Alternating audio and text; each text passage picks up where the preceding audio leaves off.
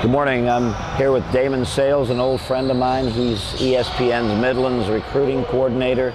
And Damon, I wanted to thank you for dropping by at my camp today. No problem, and I appreciate you having me first of all.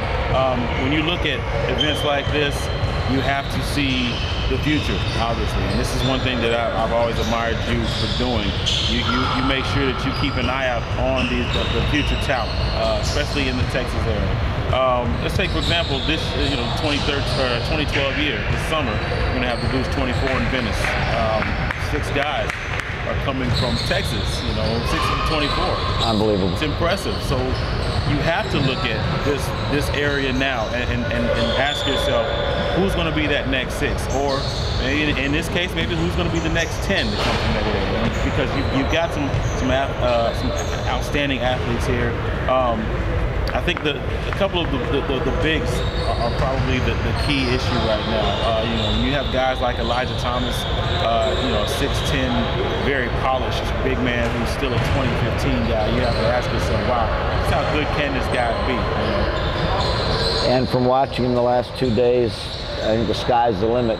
In fact, I talked to his AAU coach and just described him as a big baby. He's just a fun-loving kind of kid, but he's just so smooth. He can finish with either hand. His footwork is good.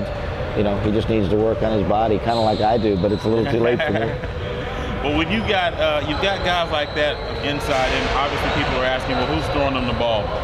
Let me ask you, just who are some of the guards who are out there who really can kind of push for that national stardom when it's their time? Well, national stardom, I think the guy with the head start is Eric Neal, because of his quickness, his swagger, his desire to get to the hole and be able to do it against just about anybody.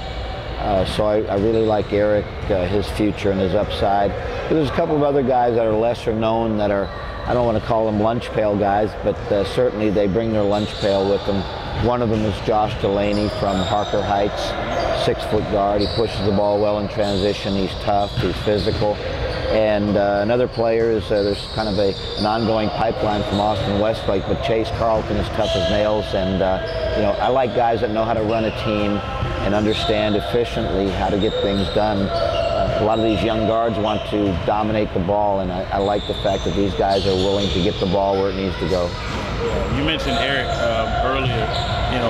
The first time I had a chance to watch Eric, I literally saw him dribble through 3 guys, and he might have been 5'8" at the time. It was a couple of years back.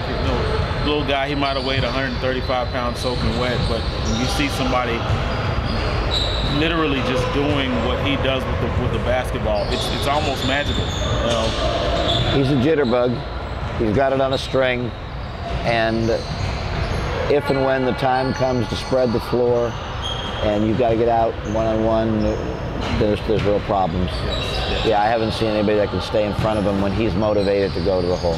And you've got some guys here. Let's go back to these bigs out here. You've got quite a few 6'9", 6'10s that are out here, and it's just amazing to see that these guys are still 15 years old, 16 years old.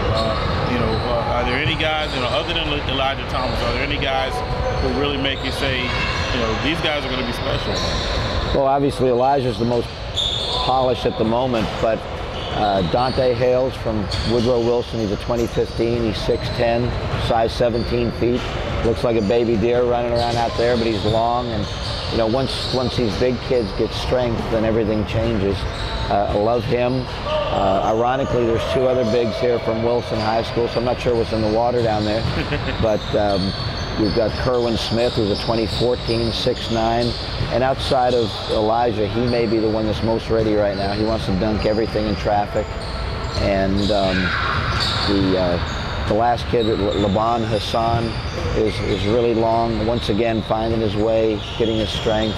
But they actually have nice touch around the basket. He just played a nice hook shot several times yesterday. So it's exciting. You got a lot to work with. I was blessed in the past to have a couple of pretty good big guys. John Henson, probably the most prominent. And you get to see these kids when they're gangly and just innocent. And it's a lot of fun. Yeah.